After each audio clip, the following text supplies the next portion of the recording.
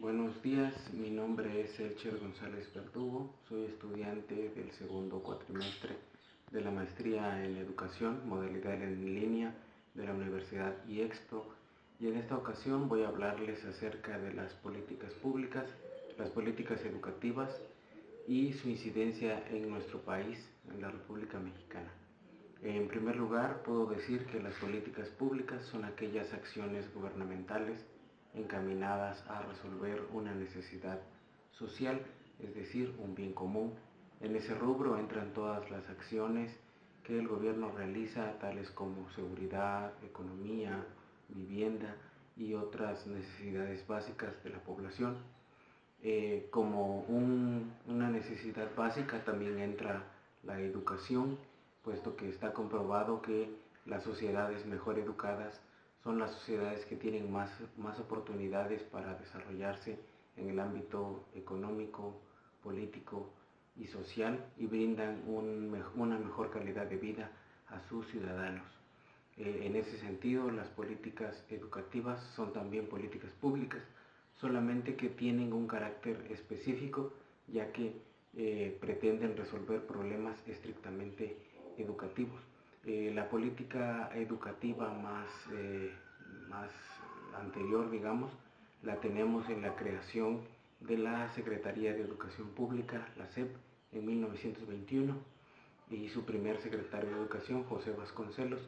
que en ese entonces, de acuerdo a su contexto histórico, su objetivo fue llevar la educación a todos los rincones de nuestro país mediante los libros de texto gratuitos. Recordemos que antes, en la época del porfiriato, más del 70% de la población era analfabeta, es decir, que no sabía leer ni escribir. Durante los demás sexenios, la cobertura fue ampliándose, hasta en la actualidad se cree que ya se tiene casi el 100% de cobertura de educación en toda nuestra geografía mexicana.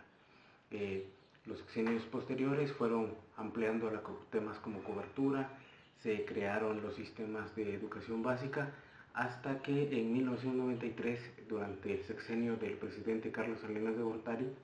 se lleva a cabo el Acuerdo Nacional por la Modernización de la Educación Básica, el ANMEB, cuya finalidad tenía pues brindarle una modernización a la educación básica. Se hace obligatoria la educación desde el preescolar hasta la secundaria y se implementan nuevas actividades, se reforman los planes y programas, se reforman los libros de texto y se pretende con ello traer una modernidad a la educación de nuestro país. El antecedente político de este acuerdo es la firma de los tratados de libre comercio de América del Norte, el TLCAN, con Canadá y Estados Unidos. En ese acuerdo, el presidente Carlos Salinas decía que nuestro país entraba a la modernidad y dejaba atrás el México agreste, aquel México rural del que habíamos salido, el México post-revolucionario. Sin embargo, pues hay muchas, hay muchas voces en contra. Una de ellas es la de el Ejército Zapatista de Liberación Nacional, que el 1 de enero de 1994 irrumpe en San Cristóbal de las Casas y pues propone una voz alterna al presidente en claro y abierto enfrentamiento, ya que dice que todavía pues México no ha llegado a ese grado de desarrollo que el presidente pretendía. El acuerdo de la ANMEF fue firmado por el Gobierno de la República y por el Sindicato Nacional de Trabajadores de la Educación, CENTE, uno de los sindicatos más grandes de América Latina, y pues cuyos efectos sí tuvieron mucho eco en la educación, pero para algunos estudiosos todavía eso fue un efecto periférico que no tuvo una trascendencia transformadora en la educación básica. Posteriormente, en 1996, de acuerdo en Jomtien, Tailandia, se hacen los propósitos para la educación del siglo XXI.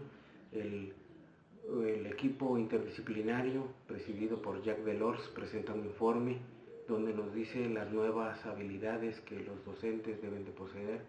los nuevos conocimientos que los alumnos deben de tener en este mundo producto de la globalización, de las tecnologías de la información y la comunicación, de este mundo vorágino que se ha venido desarrollando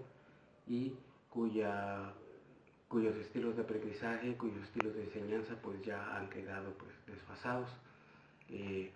Posterior a ello, en el sexenio de Vicente Fox Quesada, se integra el término calidad de la enseñanza y se propone la Ley General de Educación, pero el Sindicato Nacional de Trabajadores de la Educación sigue a la par con el gobierno federal realizando sus proyectos, estando siempre presente en el Plan Nacional de Desarrollo. Es hasta el sexenio del presidente Enrique Peña Nieto donde pretende o lleva a cabo una reforma educativa, parte de sus reformas estructurales que propone al país, como la energética o la reforma hacendaria. En la reforma educativa, pues el presidente plantea un cambio de paradigma, le quita mucho poder al Sindicato Nacional de Trabajadores de la Educación y el Estado recupera la Rectoría de la Educación a través de la SEP y de programas autónomos como es el Instituto Nacional de la Evaluación de la Educación, el INE, que es un órgano clave en la realización de las evaluaciones docentes. También en esta reforma educativa se modifica el artículo 3 y el artículo 23 constitucional. En el artículo 3 se incluye la educación con calidad para todos los mexicanos y pues se regula el artículo también que tiene que ver con las relaciones laborales. El contrato de base que tiene un docente es quitado ahora para hacer un contrato colectivo y ahora pues ya no es un empleo fijo, sino ya es una especie de empleo temporal y cuya permanencia en el servicio pues tiene que ver con su idoneidad en la evaluación. Esta reforma planteó también la modificación del plan y programa y implementó el nuevo modelo educativo, el cual tiene que ver con la capacitación de los docentes, la mejora continua, la formación, el desarrollo profesional y académico, y también tiene que ver con las nuevas habilidades que los niños deben desarrollar en este mundo cambiante. Las competencias para la vida se incluyen también el desarrollo socioemocional y se incluye también la habilidad para manejar las emociones y las tecnologías de la información y la comunicación. Un antecedente de esta reforma son las voces que pusieron a muchos investigadores, muchas organizaciones, como lo vimos en el primer video de Mexicanos Primero, donde decían que había una grieta, un muro, que nuestros niños no saben leer y escribir, que en las pruebas estandarizadas a nivel internacional como PISA, pues México tiene un estándar muy bajo de acuerdo al promedio internacional, así como en los exámenes nacionales, lo que antes era enlace y ahora es planea, que se aplica a niños de tercero de primaria y de tercero de secundaria, el cual pues muestra muchas deficiencias. Al respecto, pues es necesario también entender que nuestro país es un país complejo, un país muy poco desarrollado en algunas zonas de nuestro país, y pues ello requiere una acción interdisciplinaria, una acción compleja, una acción diferente.